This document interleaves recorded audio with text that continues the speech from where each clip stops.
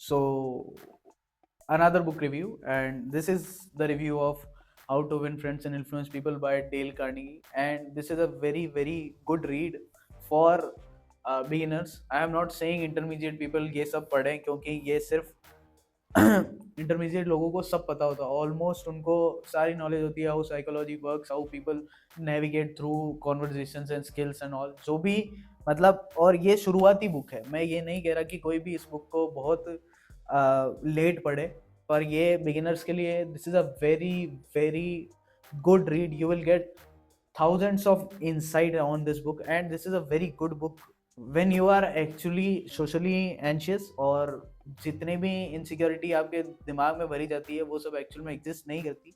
ये बुक आपको वो चीज़ सिखा सकती है. अब इसका जो टाइटल है, टाइटल यही कहता है कि the only book you need to lead you to success. जैसे मैं आपको कहूँ कि आपकी ज़िंदगी में हार्ड स्किल और सॉफ्ट स्किल का कितना काम है, तो अपन जब बात करते हैं हार्ड स्किल की, हार्ड स्किल मतलब कोडिंग करना या किसी प्रोफेशनल स्किल में जाना, कोई बिजनेस खोलना, ये सब हार्ड स्किल होती है. इसके पीछे सॉफ्ट स्किल काम करती है, लाइक कम्युनिकेशन और बॉडी लैंग्वेज, ये सारी चीज़ें काम करती है. तो कितना परसेंटेज आपका काम होगा? मेरे हिसाब से from my perspective 35% hard skill and 65% soft skill. इसलिए मैंने बहुत ज़्यादा बुक्स सिर्फ सॉफ्ट स्किल्स के ऊपर ही पढ़ी हुई है. How to talk, how to this, how to that, ये सारी चीज़ें मैं करता रहता था पहले.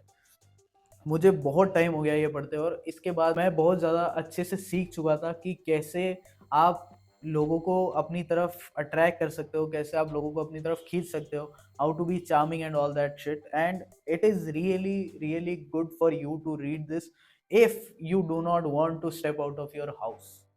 तो जब तक आप नहीं पढ़ोगे इन सब चीज़ों के बारे में, you won't be able to.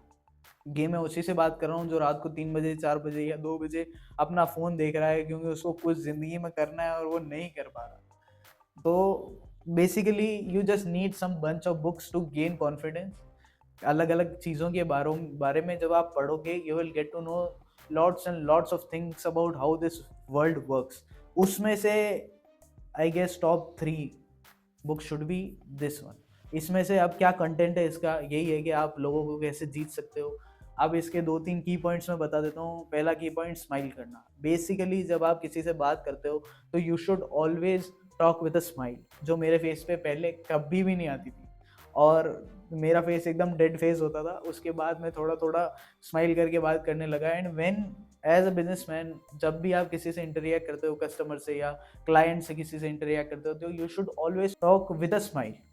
और उसके बाद the second thing is pure intentions.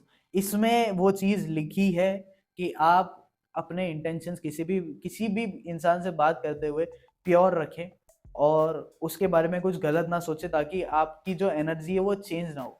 हमारे शरीर के अंदर बहुत सारी एनर्जी है, ये एनर्जी का ही पुतला है, और इससे जब आप अच्छे से बात करते हो तो अच्छी एनर्जी, गुड वाइब्स निकलती है. और किसी तरीके से जेलसी या किसी चीज़ से दूसरे इमोशन के साथ बात करते हो तो नेगेटिव वाइब्स निकलती है.